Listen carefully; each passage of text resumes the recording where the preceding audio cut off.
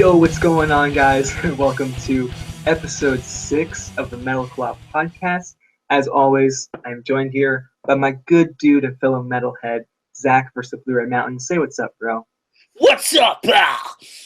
Yeah, yeah, yeah. Got James Hetfield on the track, too. Give me fuel. Yeah. How have you been? It's been a while. We haven't put up an episode. We're both busy. 'Tis the season. There's a lot going on. How you feeling? How you been doing? How you been, Boogie? Me? Yeah, James Hetfield. Well, actually, he doesn't really say that when he talks. Actually, I'm just sitting here drinking some beer, talking about metal. My good buddy Tim. Guys. When I say we've been trying to put up an episode of the Metal KLAW podcast, we have been trying really hard to put up an episode of the Metal KLAW podcast. I'm only one in right now. I'm already messing shit up. This is live, by the way. So I have 3 sitting here in front of me. So who knows how much I'm going to slur by the end of this. It shouldn't be that bad. I'm not that big of a lightweight anymore. There was a while where I didn't drink at all, and one had me like, I need to take a nap. So, okay. Yeah, I work like 6 days a week, and Tim is in the same boat. So it's like really hard for us to get these episodes out. Plus, we both run our own personal channels. I can't even get a video up on my own channel. I mean, I come home and I'm just like, you know what? I stare in front of the screen all day. I don't want to stare in front of the screen even more. So, but it's so nice to be back. This is such a great time for a lot has been happening, a lot in music. And one of the things we're going to be talking about, not just quite yet, but we're going to be talking about Metallica's new album, Hardwired, Self-Destruct. I do believe you picked it up. Is that right? Yes, I have the 3-disc special edition sitting right in front of me right now. Yeah. Nice. Looks really, really nice. I have yet to pick it up, but ironically enough, I've been listening to it on Spotify, which, a while ago Metallica would have killed me for doing, but the times have changed. But before we get into that, let's get into some news. Do you got anything you want to talk about? Yes, actually, I do have something for everyone that is fans of ugly Christmas sweaters. One of Tim's favorite bands has put out their own official ugly Christmas sweater. Iron Maiden has dropped their own ugly Christmas sweater. How do you feel about that, Tim? I saw a picture of it, and you know what? It looks pretty awesome. Christmas sweaters have been up. A lot of bands have been doing it. I think Slayer also did one last year. Every Time I Die has done a ton of them. Descendants did one a few years ago. It's a thing, but the quality varies amongst bands. And the Iron Maiden one that you're talking about looked so cool. It actually looked like knit instead of just screen printed. It reminded me, Zach, have you seen those ones on Mondo Apparel of like Halloween and Friday the 13th? Yeah, the ones that'll get me in trouble with my grandparents. What? It's just a knife going through a hockey mask with a pool of blood underneath it and a tombstone. just that stuff. It's okay. Other than that, horror movies. Those look really, really authentic as well. So it's cool to see a band like that put out high quality merchandise. Because we've all been in this situation. You buy some merch, you get it in the mail, and it looks like shit. Just quick side story: my friend bought a Sonic Youth T-shirt, and when he got it in the mail, it was like the album cover. It was literally blurry and pixelated. So don't always trust what you get online. But this Iron Maiden one looks like official merchandise. Looks really cool. So of course it's going to be a lot of money, but very, very cool. The news I got is actually just a viral video. It sounds so lame when I say that, viral video, but hey, Zach, you have like viral videos on the internet? Oh yeah, I mean memes. Memes. Jimmy Fallon. I mean, I don't watch his show as much as I used to anymore. I just feel like he's kind of cannibalizing himself by now, but one of the cool things he does, depending on the artist, is he has an artist come on and play a popular song. Oh yeah, crack that sucker. Did you hear that? He has artists come on. Oh damn, it's like I'm in a commercial. It's like 3D audio. Right? He has artists come on and perform popular songs on kids' instruments. And this week, of course, he had Metallica come on, which is very cool to see a band like that do it. And they did Enter Sandman. So did you see that video? Yes. And I thought it was awesome. It was really sweet. Because I just thought it was really cool seeing those, hardened metalheads just playing on kids' instruments. James Hetfield, all tatted up, singing with a bunch of dudes. Like, I just thought it was great. And, I liked seeing Kirk Hammett in the background with the flute. that was great. The only thing that I was kind of like, oh, that kind of sucks, is like Robert Trujillo, or Trujillo, or whatever. Trujillo. He just had a small ukulele bass. It's like everyone else got like a fun instrument. He just got like his same instrument, just smaller. Oh yeah, you get to play bass. Well, that's no fun. But I loved seeing James Hetfield's smile on his face, and it's interesting. Like they threw Lars and James Hetfield like right up front, and then like shoved Robert back in the back, and Lars kind of just hidden. But I guess those two are the most popular of the band. Yeah, it's true. I mean, it is Metallica for the most part. Yeah, kind of like Mega Dave. I mean, they are the two longest people in the band, so makes sense.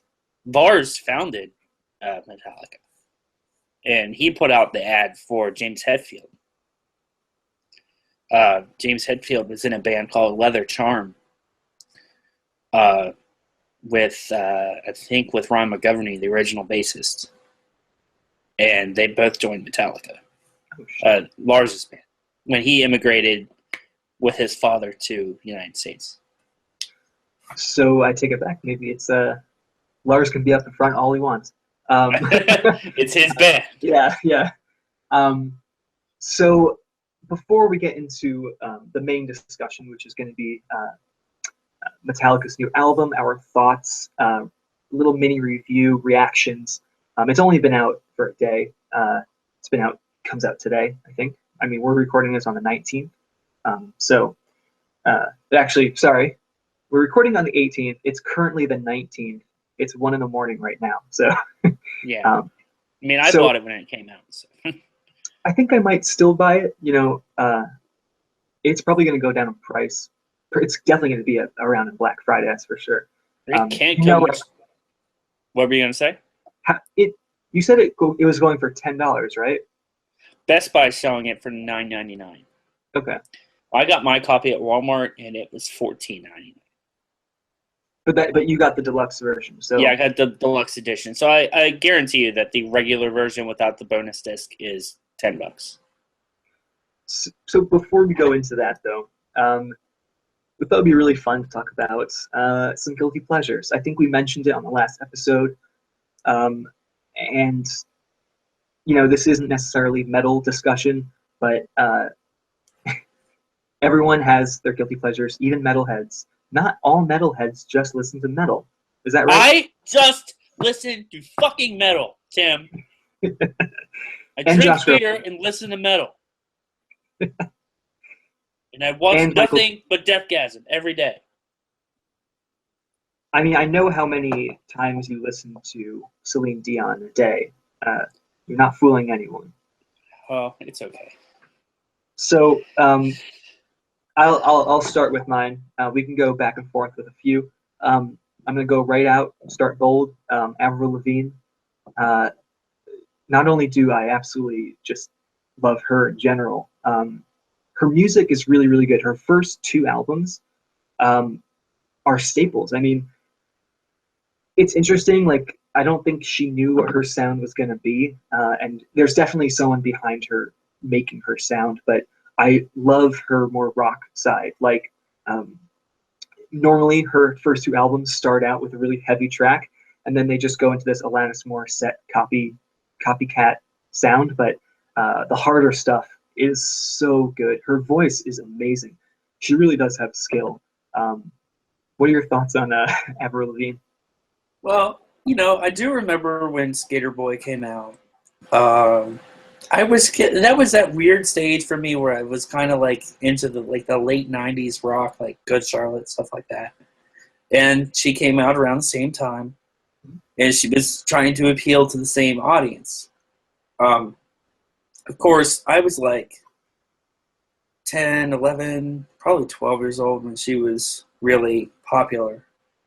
And of course, a 12-year-old boy, what do I care about? Girls. And all I used to watch was like all these movies about how, the nerdy guy gets with this girl that, always hangs out with the boys. And of course that never happened to me. Ever. Until much later. What? Spoiler, it was a music video. It's fiction. Yeah. And it always inspired me to want to skateboard, but I couldn't. I wasn't good. I loved her early look. She was so not what she is now. I think I wouldn't tell you. I wouldn't tell you that I like her now. I like a few songs here and there, but yeah, I mean, it's interesting. Like, I really have nothing against Chad Kroeger, really. I've got more stuff against David Draymond than Chad Kroeger, if that's. That's not fair, dude. That's not fair. But early Avril Lavigne is my jam. I'll still put it in, rock out to it. I bet you would put it in. I don't want to embarrass myself too much. What's your? I just got that. It's okay. We're gonna keep that in there too. You better not edit that out. If you want to put in your guilty pleasure as Disturbed, you can really. That's fine with me. Oh, that's not nice. Actually, my first guilty pleasure is going to be My Chemical Romance. Oh man, that's not even a guilty pleasure for me. Not for you, but for me. Again, girls. I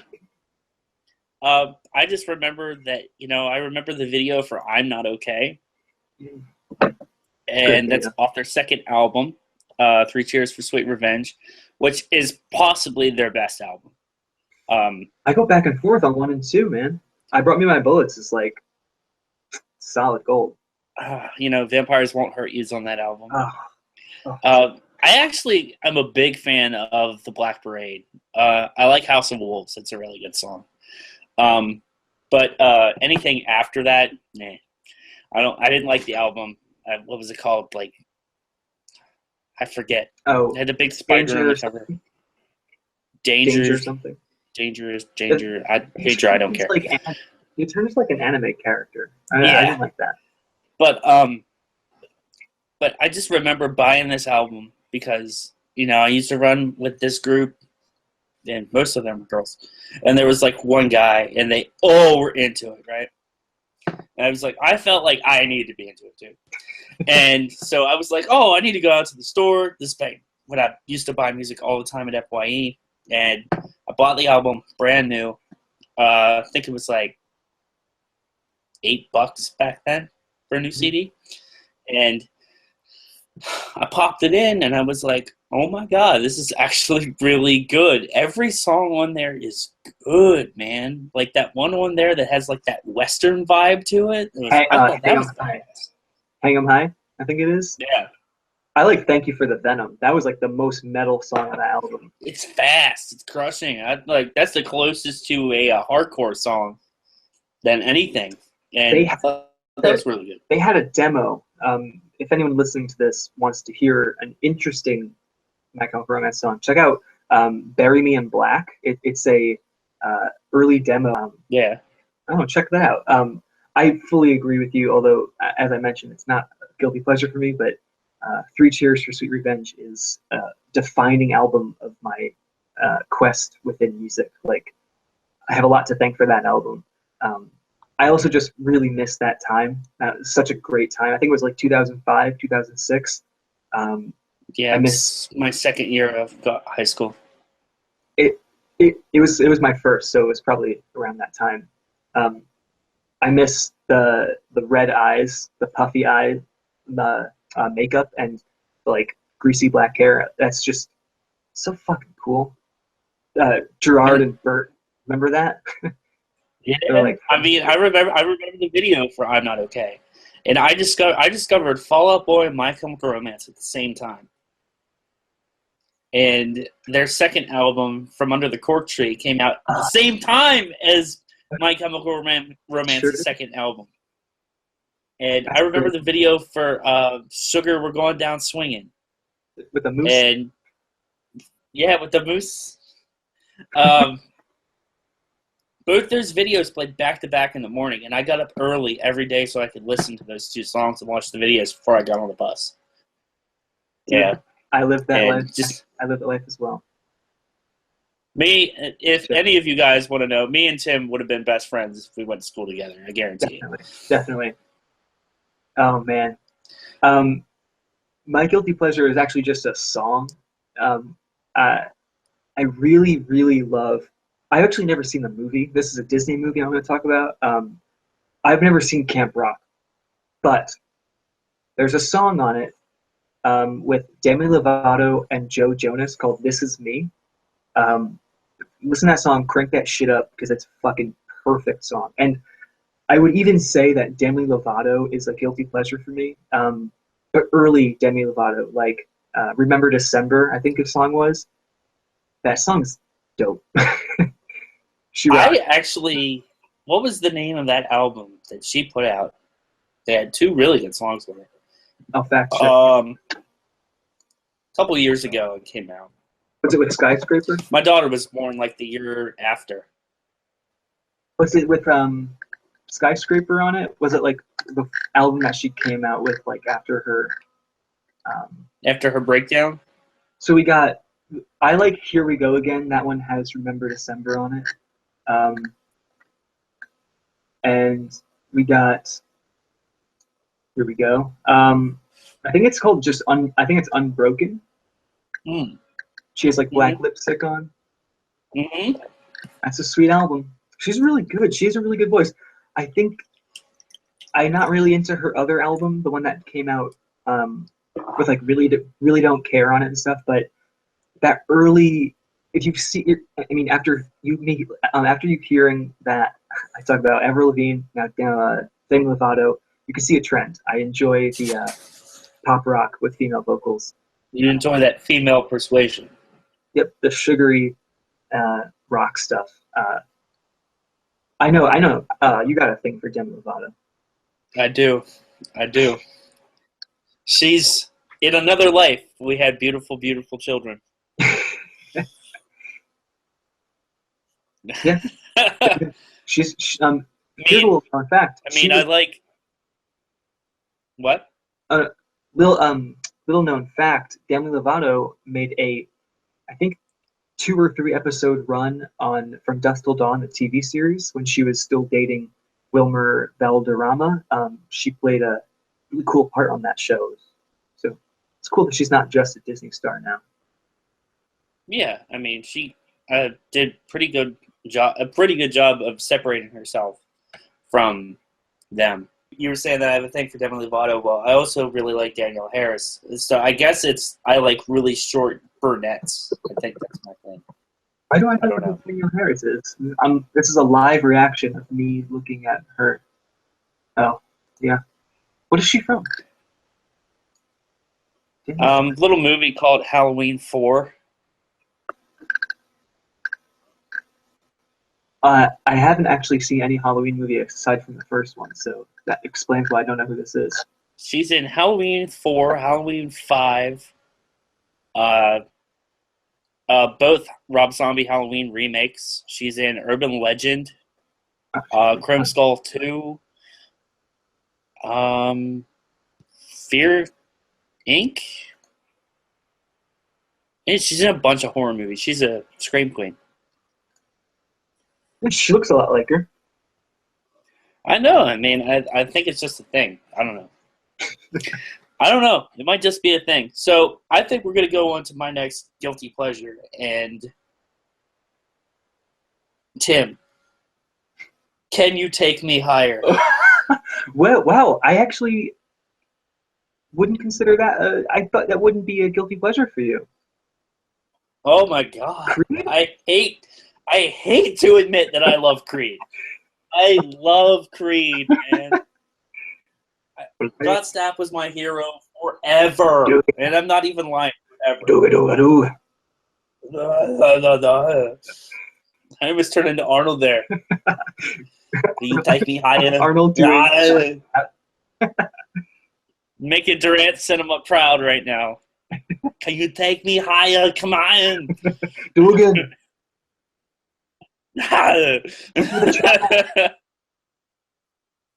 Get to the chorus. Come on. But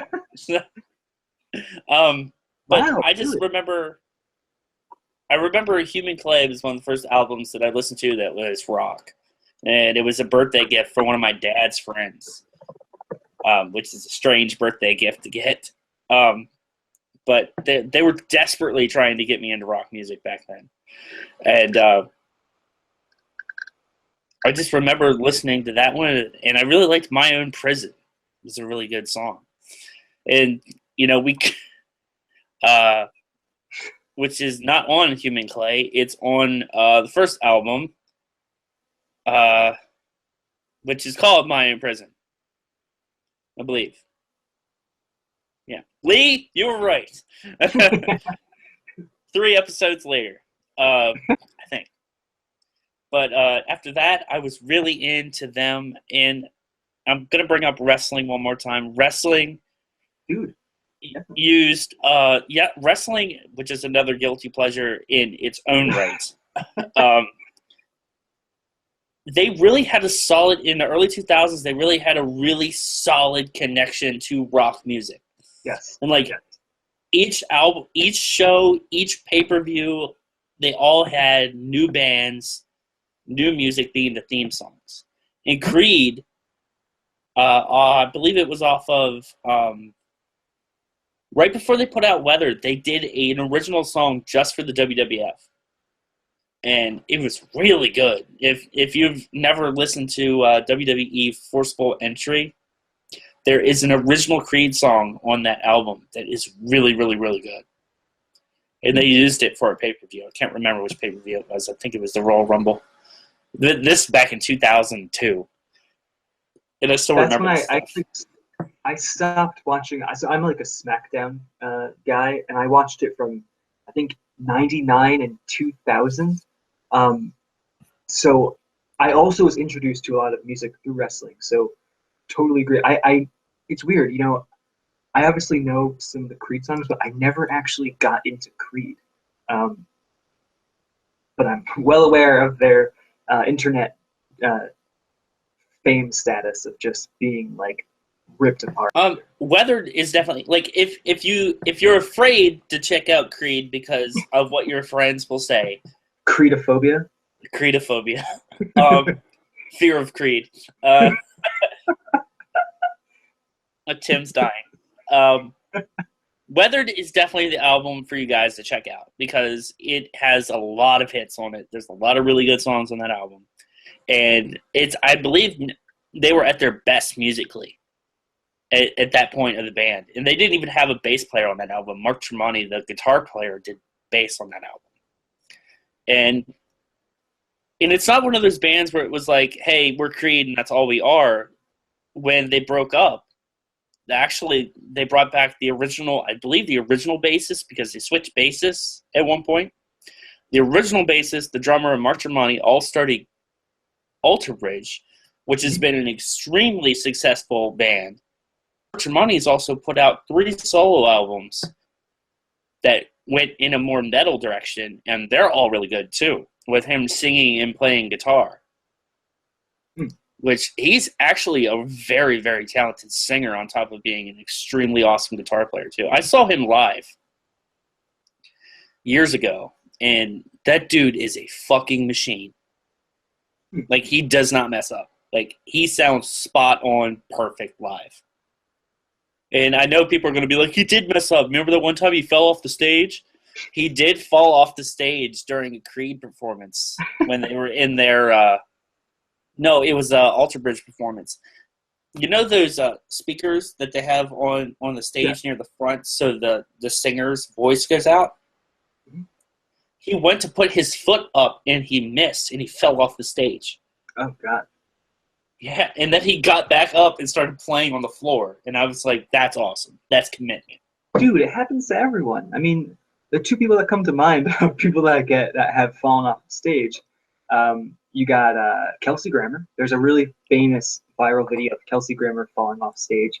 And I feel really bad for him, but it's pretty funny. I'm a big fan of the Beast anyway.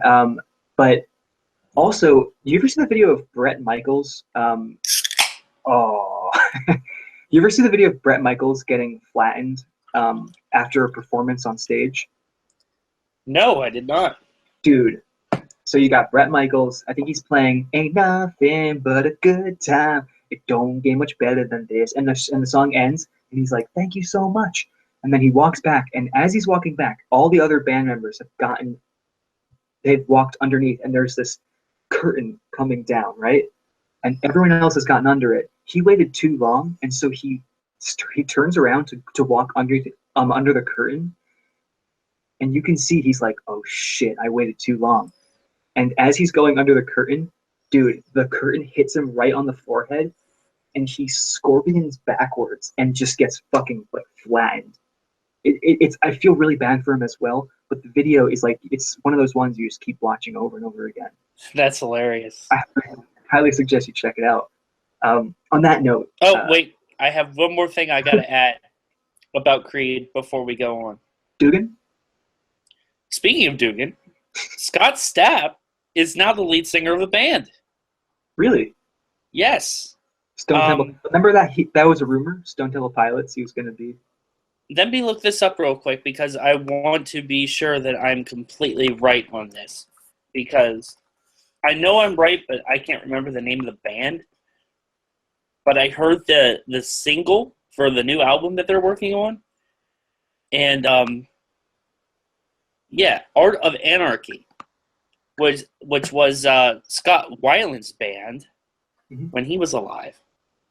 And that's where that rumor. Scott Stapp is now their new singer. So the rumor was, remember it was like, when that happened, it was like Stone Temple Pilots, they're looking for a new singer, and it was like, here comes the guy from Creed, Scott Stapp, he was going to do it. That was just a rumor, and I guess they must have gotten that confused with, like I guess he was going to go do that one, but people thought he was going to replace for Stone Temple Pilots, but it turns out I think it was Chester that filled in for him from Linkin Park. Yeah, and I really liked the song that they did together. I thought that was really good. I didn't hear it, but I would have been cool with Scott Stapp actually doing Stone Temple Pilots. But if you guys if no one has heard the new single from Art of Anarchy, definitely check it out because it's pretty good. His voice sounds pretty good on it. It's got the long hair back. He's wearing a leather jacket again. Dugan. And it's definitely watch the video for it. Give it a chance, guys. Don't completely blow it off. Dugan. I'll check it out. Like I said, I think Creed is a perfect example of a guilty pleasure. Like I wouldn't turn him off. I like hard rock. So, and speaking of that, I have one that's really embarrassing. And you'll probably look at me because this falls into the metal genre, okay? I don't listen to them as much anymore. There's a few songs I like here and there, but for a decent amount of time in my senior year of college, I listened to this band a lot. I didn't really tell many people about it because that was right when they were getting hated a lot, and that was Black Veil Brides. Yeah, I can feel you judging me from here. I'm not judging you because I actually liked their album that they put out.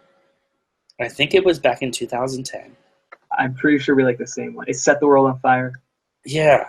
Yeah. Because I know what they're doing. I knew what they were doing, man. They were doing glam rock. Yes. and it sounded awesome, and they were putting like this goth edge on it. Like, if you listen to it musically, they sound fucking tight as shit. Like, I liked it. I really did like it.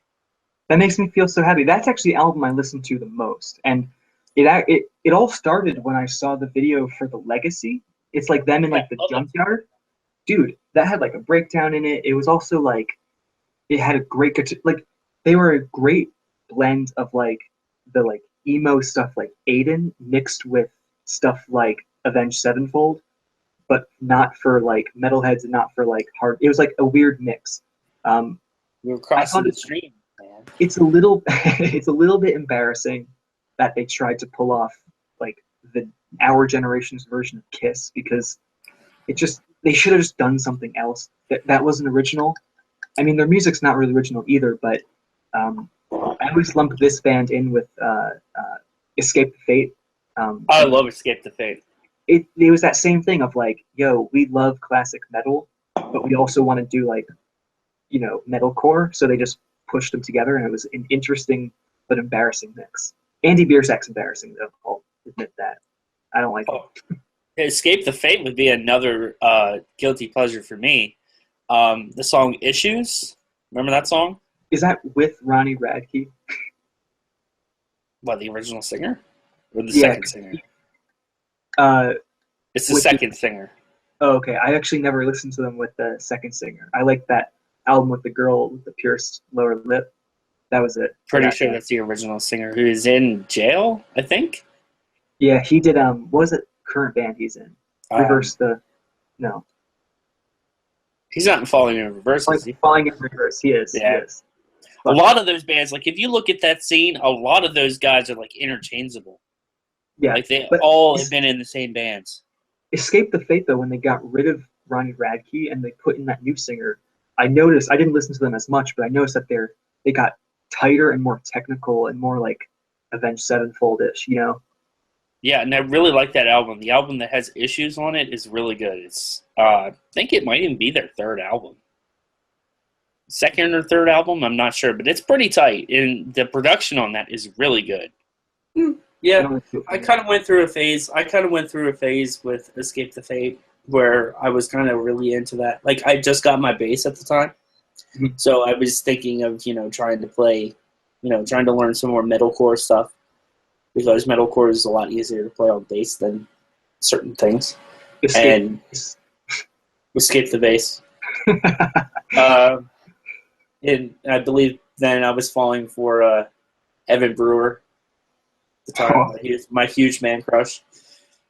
Good luck to learn tab. Like, imagine like looking up like Evan Brewer tabs. Like, your computer just shuts down. It's just like defrag in process. It's like fuck you. Like, your iMac says that you have a virus. Like, what? I'm gonna hit you guys with my last. That beer's kicking in, dude. I'm gonna hit you guys with my last guilty pleasure. I'm a monster, dude. I love Lady Gaga, man. I'm not even gonna lie. It was either gonna be that or Katy Perry, and I really love Katy Perry too. I don't think she's a lot of metalheads like Katy Perry, dude. She's a good singer. She has good songs, good producers behind her. I know that the guys at Killswitch love her. She doesn't write that shit. She used to write her music when she was she got signed to this is about Lady Gaga, but she got signed to a Christian label. She used to write all of her own music. She used to perform. Actually, she dated Travie McCoy of Gym Class Heroes, and she used to perform. Yeah, I remember. Warped Tour. I don't think she was on like I don't know what record label she was on, but that's kind of cool. I mean, she started out. I do assume she wrote her early music, but there's no fucking way she's writing all those hits. But yeah, Lady Gaga, you're a monster.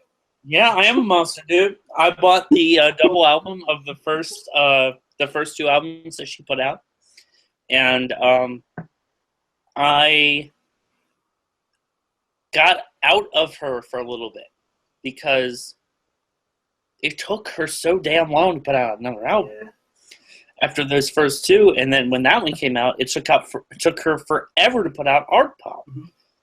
And I was like, who are you, Metallica? Like, It's going to take you 8 years to put out a new track? Like, What did you think of Art Pot? I only liked a couple songs on it. I just like Gypsy off that song. That was pretty And much. what? I just like that song, Gypsy. I actually really liked the Born This Way album. There's a lot of really good songs on there. That's the second.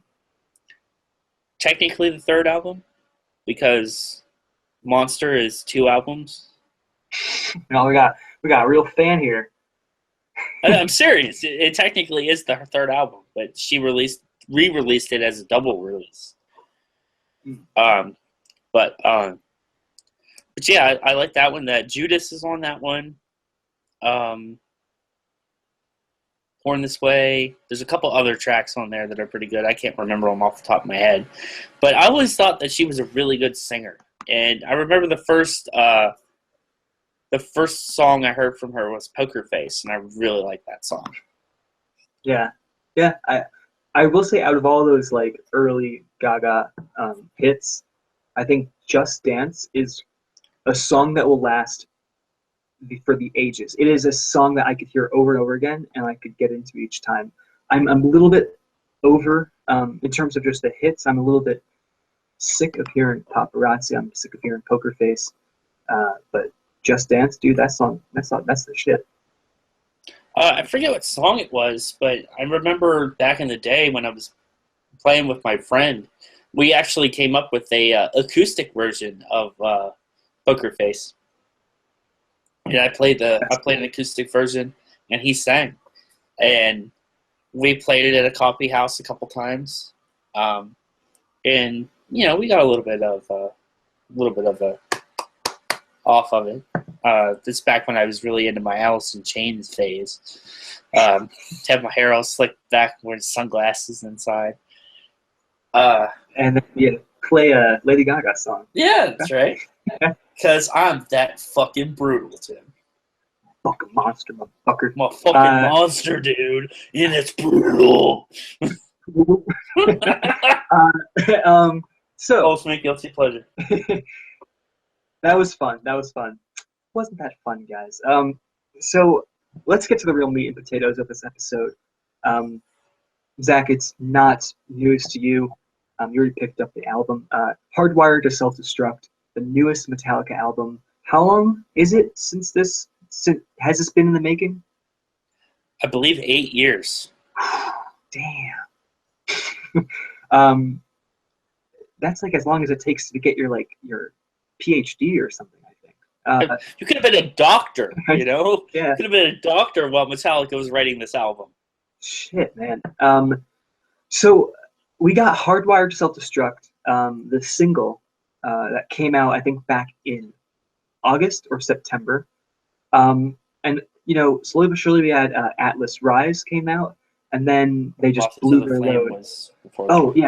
Moth to Flame, and then Atlas Rise, and then they just blew their load and just started putting music videos out for every single song. But it's Who's first, boys? Who's first? Sorry, that's an inside joke. But it's funny. Like this is a band who they got the reputation for hating Napster. They wanted, they hated digital distribution, illegal pirating, and here they are making music videos for each one of their songs, putting their album out on YouTube and Spotify and all this stuff. But day before the album comes out. Yeah, we got a real loyal person here, though. Zach, you bought the album. What are your initial reaction to the physical packaging, as well as just your initial? What were you expecting? So, all right, small story here. I actually heard that they were doing a midnight release on the 17th of the album, which would probably explain why some of the tracks were released a little bit earlier on YouTube. Because, 17th could be, tomorrow in a different place, or yesterday in another place, so you know what I mean. But I got off of work, and I work second shift, so I get off at 12, and I was like, oh shit, it's out, I have to go get it.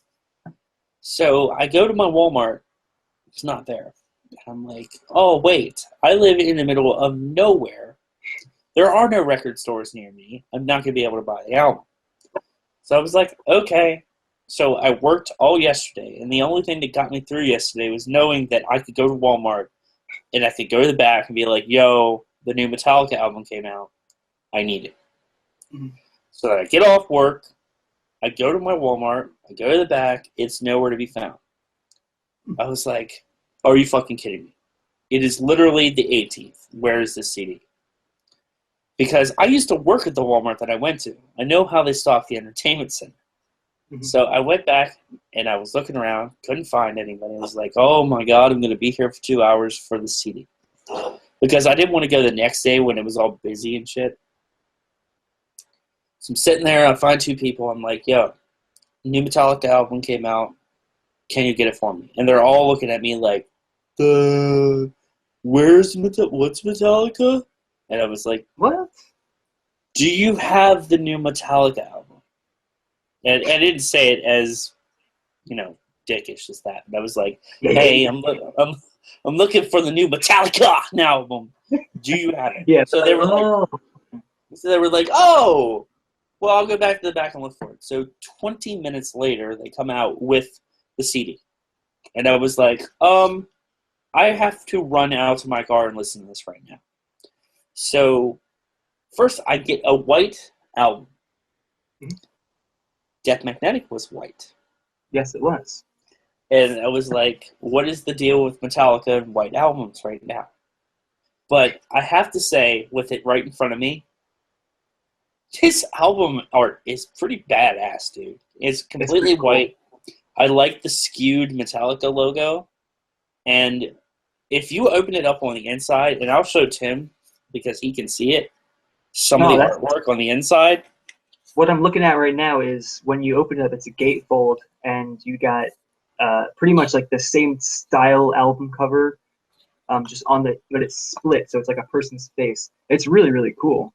But the back's really nice. Yeah, and it's like it's one man, but it's all the members of the band, and it's like them in different poses, and you have like eyes on their chins and like teeth in their ears, and it's like it's really cool. Like it's very unique, and I really like that. I could totally tell that was James Hetfield on the front of it, just because he's got his soul patch, his chin beard there a few times. You can really see James and Lars and Rob. Kirk is kind of hard to see because his face is up towards the ceiling. Mm. And it's also on the back there. You have the back of James' head, and then you see the side and stuff. It's actually really cool, but I was like, why does this have to be white? This reminds me so much of Death Magnetic. And I have the deluxe version of that one as well with the coffin picture. Same here. It's like the multiple pages are die cut. Yeah, and I really like that packaging. But it definitely, like, Death Magnetic, now, this album has definitely started a new trend for them because, Saint Anger is probably the most different out of their album covers, that and Kill 'Em All, because Saint Anger, for the most part, is almost completely red. Yep. Like, there's some orange and some white on it. It's like blatant illustration, too. Like, I guess you could say Master of Puppets is illustration, but it's pretty realistic looking. Like Saint Anger is super. It's an illustration. My God, I'm losing my mind. It's an illustration. Yeah, I know. It's an illustration. It's a beautiful album cover, by the way. I mean, Saint Anger, you'll never forget that. But Death Magnetic is kind of ugly. Hardwired Self-Destruct, though, I think it's a nice. They did a good job. And I completely forgot the side here. It's very simple. It's got Hardwired to Self-Destruct on the side in impact font, and then Hardwired to Self-Destruct what's on the two sides of the flip out. It's actually pretty sweet. But then I put the album in, and I really liked it. Instant letdown. Hardwired was the first track. Yep. And they came out the gate, guns blazing. Atlas Rise was the second track, and then they went into the third track, which was Now That We're Dead, which is really growing on me. I really like that album. Really like that song.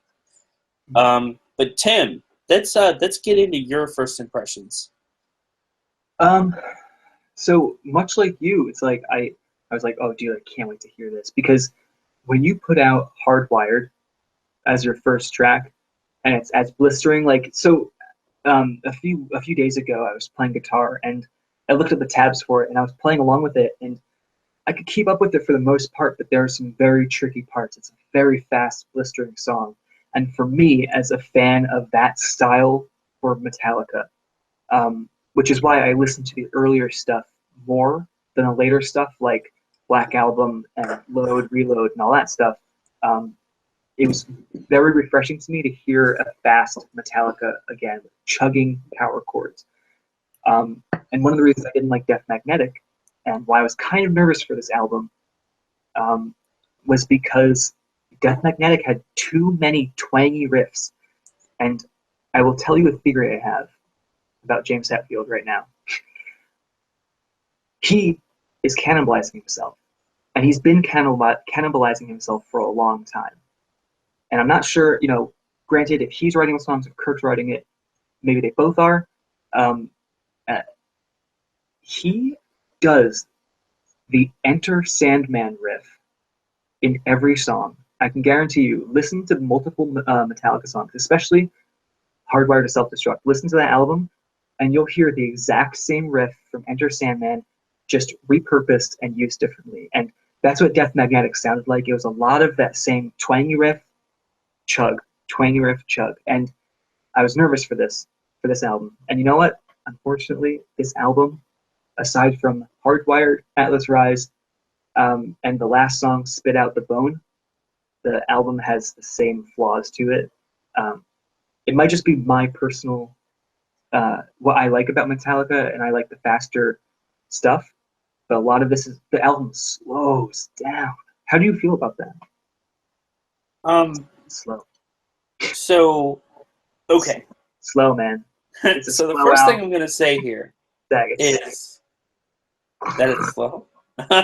No, the first thing I'm going to say here, and I actually said this before the podcast, and I know Tim kind of agrees with me here, that, I'm a big Metallica fan, and I've listened to Metallica in order multiple times.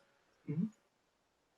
I honestly think, and I will tell you guys straight up, that I think Hardwired to Self-Destruct should have been the album that came out after the Black Album.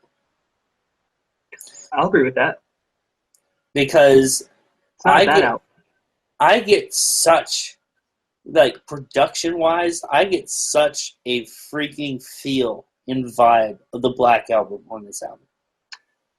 This is a greatly produced album. Much better than Death Magnetic. I will give you that. And this is the first one for them, this is the first one off of Blackened Records. This is the first one off of their own record label. And that gives them way more freedom. And, Metallica, being Metallica, how much more freedom do you need? But they had way more freedom being that it's their label. So the producer that they hired is the producer that they legit hired. Like, they are the producer's boss. But, and I've watched all the behind the scenes for the album, and I feel like they had a really good relationship with the producer. And, and I'm really, honestly, I'm holding out to see if they have a super duper edition, because I want to hear demos. I want to see videos of them, full videos of them in the studio. I want a straight up edition. I want a 4-disc set, that has demos on it and, behind the scenes shit, because that's what I want to see. But yeah, I think I watched they have I think I watched the behind the scenes for Moth into Flame. And it was really just cool to see how into it Lars still is about different parts and all that stuff, which is a totally new thing to watch. If you've seen Some Kind of Monster, it's so nice to see them getting along now. Yeah, I mean, And even like the one video of the one part of the video when Lars is playing Kirk Hammett's wah pedal, when he's performing the solo on Moth in the Flame, and he's like looking at the producer and he's putting his foot down on the pedal. And he's like, "This is hard," and like I was like, "This is what I want to see. Like this is the stuff I want to see." But I definitely did get a really big Black Album vibe off this. Yes. And like I said before, slow Metallica. It's that chuggy, bluesy, stoner Metallica. And I don't know if I said this to you, but I know I said this to my friend Eric. Shout out to Eric at work about. Yo, what up, Eric? He's a huge metalhead, so he'll definitely appreciate the shout out. I was definitely talking about this album, and the way I explained it to him was, I feel like this is, this is the follow-up that should have came out after the Black Album. But I feel like this is Load, but 10,000 times better than that album. Like, if you go back and listen to Load, the song structures are almost identical. Like, because I went back and listened to Load, and the album, like, it's almost set up exactly the same way. And I'm not saying that Metallica is, like, selling out by going back to what they used to do in the 90s, but, like, the songs are all good. It's hard for me to try to justify this album, but the songs are all good. I don't think there is a bad song on this album. And, shout out to Cthulhu, because they brought Cthulhu back on Dream No More. Will you at least agree, though, that while the album, I agree with you, there are no stinkers. Like, there actually aren't any songs that I skipped through when I was listening to it. But I will say there's a lot of forgettable songs. And it's embarrassing that the ones I remember the most, the ones that I like the most, aside from Spit Out the Bone, which is fucking sick, are the singles that they released early on.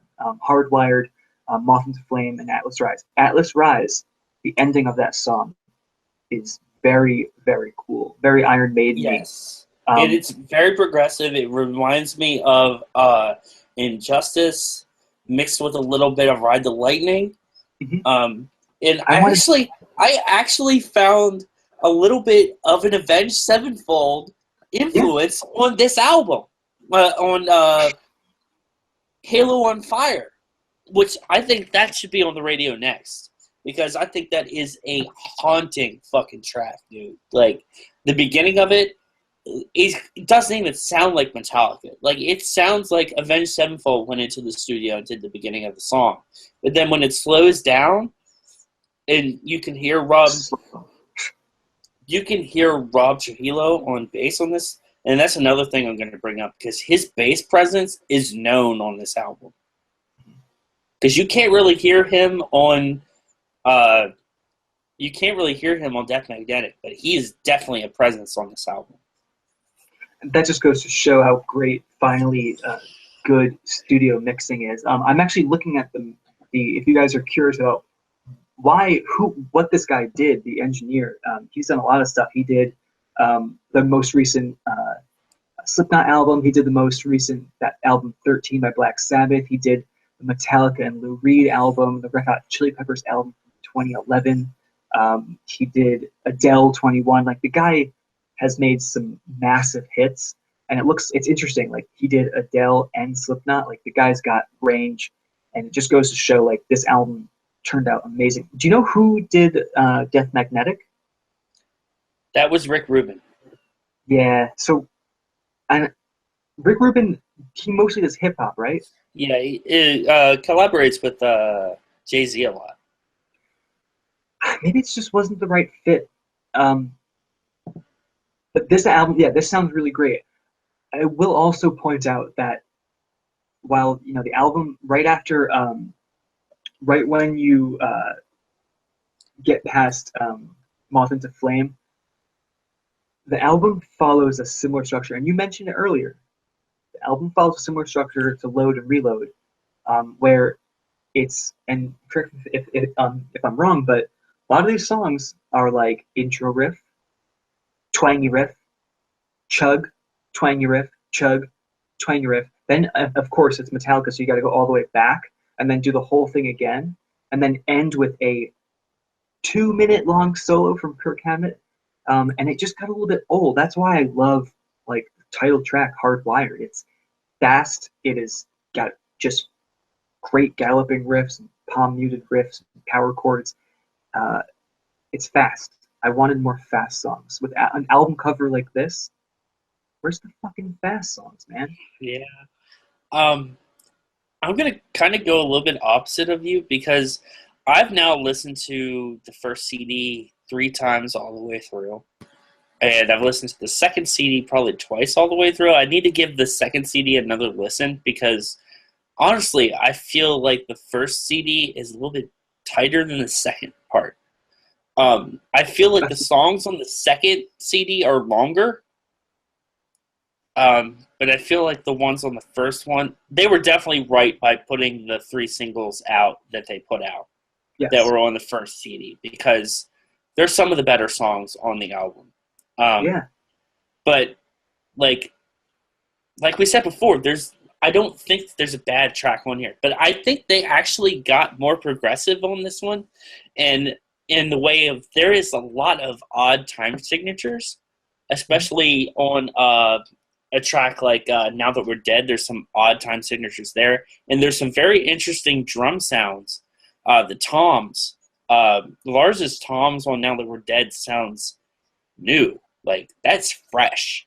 That would be something that I would have to ask Lee about, him being a drummer.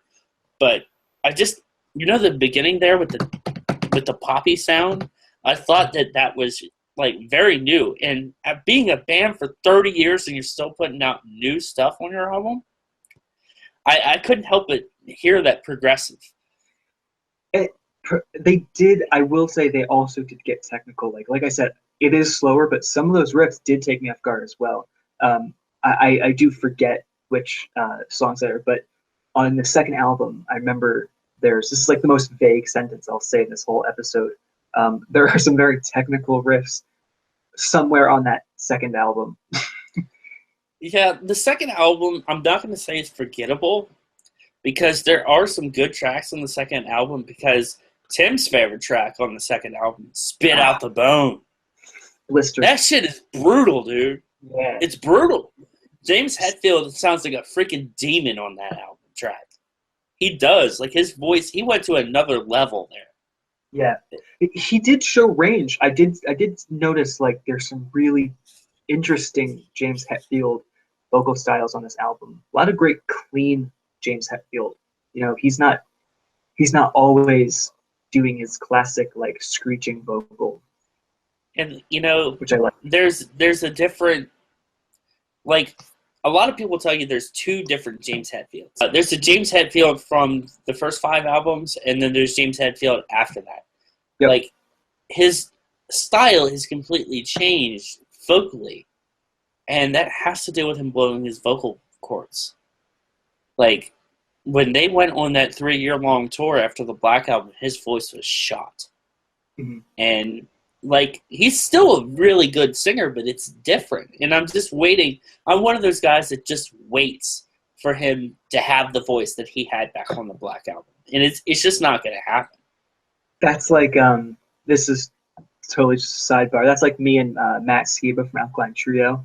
On the album Good Morning, he sounded, so I think he was chain smoking, and his voice sounded perfect. And then he got sober, I think. I think he was like smoking, drinking, and he got sober, and he's never gotten that voice back again. And the same thing with James Hetfield. You can definitely hear a tonal just shift in his voice, but I think he sounds good on this album. And he definitely breaks. Like, he goes to a different level. Like, he's not really. It's not the safe Hetfield that we got on Death Magnetic. He's really trying to be brutal on this album. Yeah. That's the fullest extent of the word for Metallica. Brutal for Metallica. I think to summarize my thoughts, because I'm just repeating myself each time, and ultimately it's just I expected this to be a thrash album, and it's not. It's actually more of just a heavy metal album. Aside from the few songs that I do, Spit Out the Bow and Hardwired, that's the heaviest you're going to get on this album. So if you're looking for something that's blistering fast, like Kill 'Em All, Ride the Lightning, Master Puppets, you're not going to get it. No, but you are going to get Black Album and Load and Reload, like you said. And here's what I'm going to say. There's one thing I'm going to get to before I get to my final thoughts. There's no fucking instrumental on this track. There's no instrumental at all on this CD. Like, it took you 8 years to make this, and there's no instrumental? Yeah, it's like a staple for them, too. I'm upset at this point. There's also no definitive slow song on this album. You could say Halo on Fire is, and that is that's the sixth track on the first CD, but it picks up at the end. But there was no Unforgiven, there's no Fade to Black. It was like I was waiting for Unforgiven 4. That'll be on the next one. 8 years in the making, and they I think they missed some prime things to do in this. No instrumental, no special guest appearances from Jason Newsted or Dave Mustaine. Dude, that would have been amazing. I was like, this is exactly what I was thinking about. When the Big Four happened, and I was like, you know what Metallica should do? They should do a supergroup album. And I was like, they should put Dave Lombardo on drums. They should put Dave Mustaine on lead guitar. They should put James Hetfield on vocals and bring in Jason Newsted for bass. And just do a supergroup album. And I would listen to the fuck out of that CD. Because they're all I think big it would be boys awesome. Now. Totally do it. They're all big boys. Come on. And I'm like, it's 8 years. You couldn't have guests on this album? That's such a good fucking idea. Like, that would be so great. Like, each track, let's say they put out a bonus disc that each track had a guest instrumentalist. Or, a guest vocalist. How about a Metallica song with Dave Mustaine singing the vocals? Oh, dude, that makes me salivate. That's so sick. That would be so great. And get guest people to do guitar solos. Doesn't have to just be Kirk Hammett. Kirk Hammett, I will also say, it is his solos are kind of just blending into each other. So I have another theory about metal music in general. Back in the day, guitar solos were things you could hum. For example, just take early Metallica. There are some guitar solos that, look at the guitar solo from Master of Puppets. You can hum that shit out loud. A lot of these guitar solos on this, they're not going to stand the test of time. They're too short. What happened to that? Where did that go? I remember a quote that Mark Tremonti from Creed said. Dude, was that it? No. Kurt Cobain killed the guitar solo. What does that mean? When Nirvana put out their music, they put out, the simplest shit. Mm-hmm. And it sold. Mm-hmm. And Kurt Cobain was an okay guitar player. He was and I know I'm gonna get crucified from the Nirvana fans, and I love Nirvana. I'm not gonna say that I don't, but he is an amazing songwriter. Agreed. But his solo style is shit. I'm sorry, it's not that good. But no, I 100% agree with you. And I kind of agree with Tremonti because that's like the dawn of the breakdown there, Breakdowns took the place of solos, actually. And it's like, thank God Jerry Cantrell from Alice in Chains exists, because he was an incredible soloist, and he still is. But the solos are just they're too short. They're not memorable because they're not long enough. Yeah, and it's guitar-centric music does not exist anymore. for some bands. Yeah, yeah. I really don't remember. I can't remember like a guitar solo in the past maybe 5, 6, 7 years that I can really like hum to you out loud. I know one. There's one guitar solo. American Idiot? Yep. There's one guitar solo that will always ring true to me, and it is the guitar solo in Handman's Body Count from Volbeat.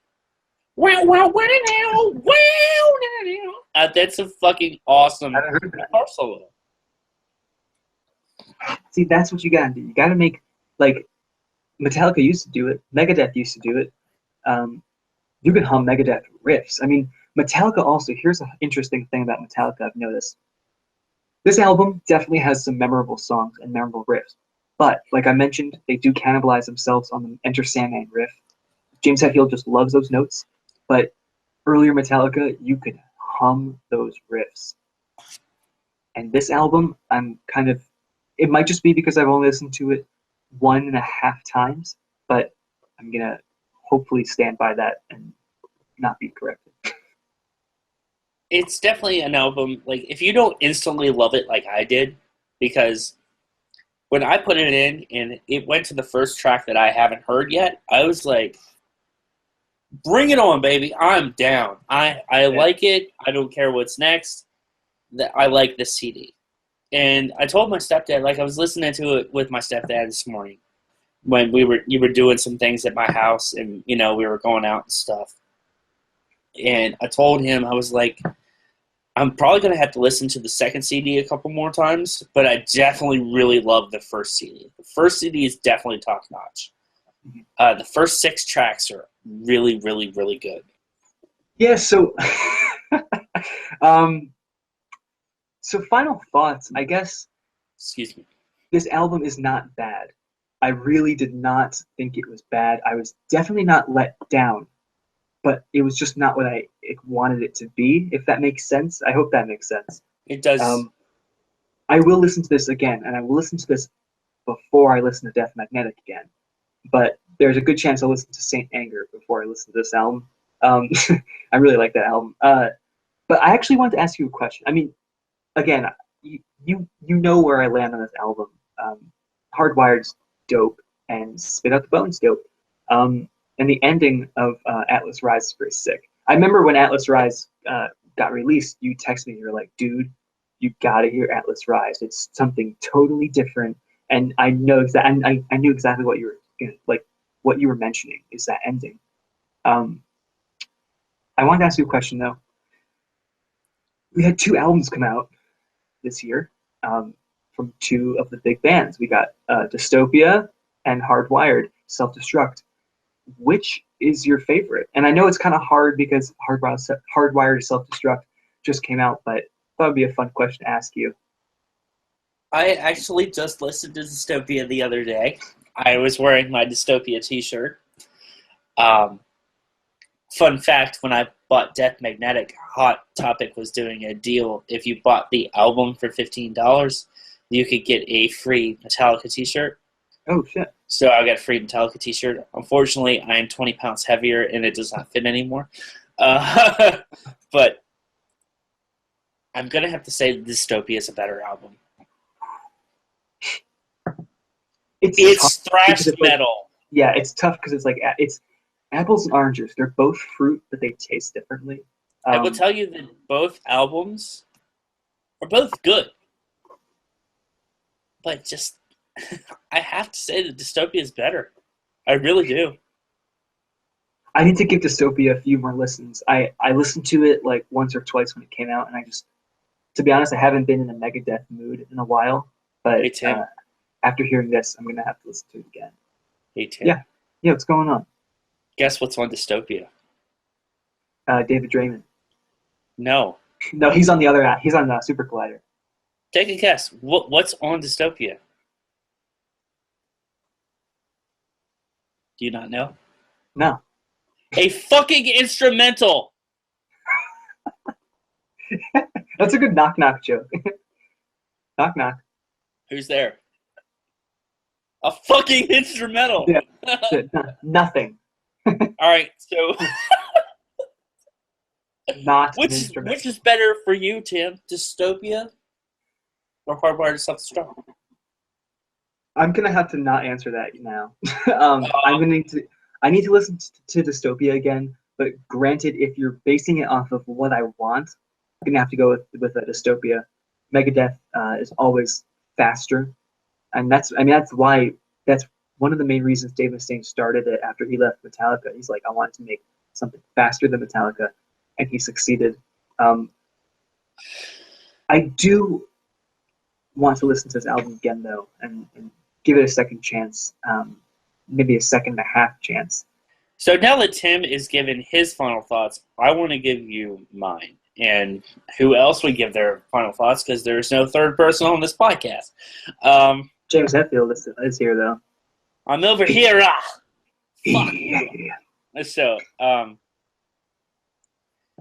as a big, huge Metallica fan, emphasis on big and huge. That's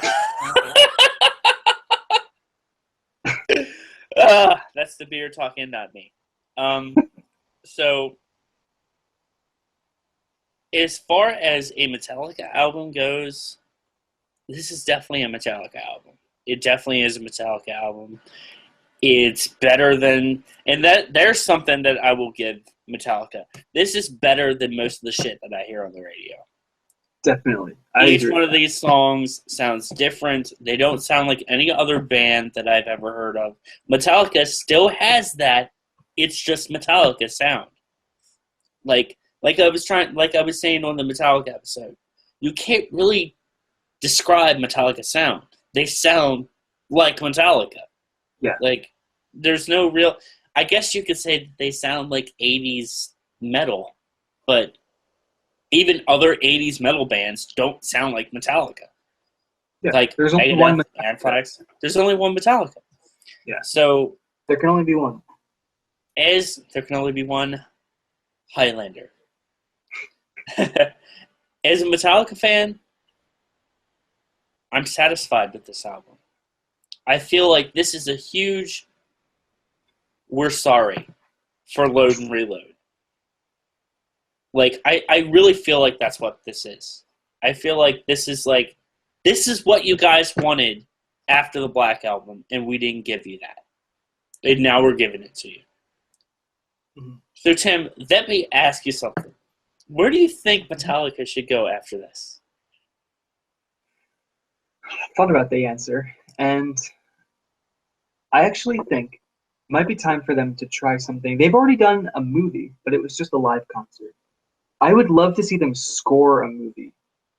We've seen a lot of success from Trent Reznor scoring movies, and it's almost like you can tell it's Trent Reznor, but it's a little bit more matured. And I think that they are Metallica.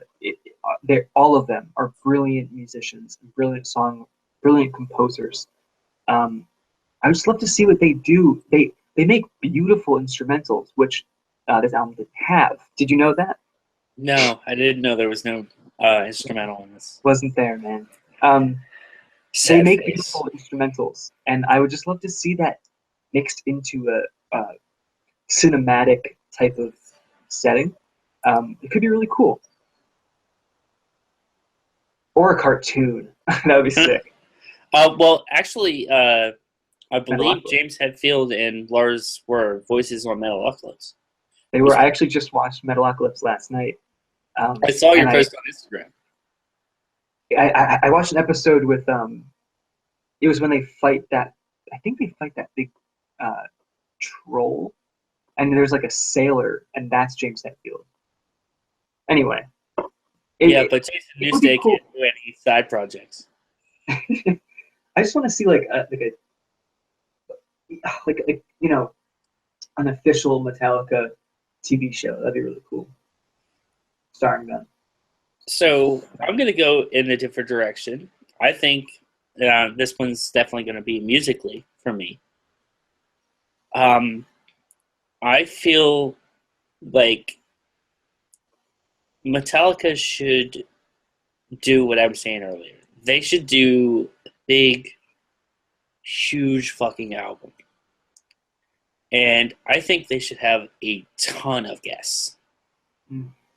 Like, I want them to be, like, opening their arms and saying, hey, we want all these big dudes to come in and write music with us. And the one album that I'm going to say that I know you will totally agree with me, because this artist is doing exactly what I want Metallica to do on their next album.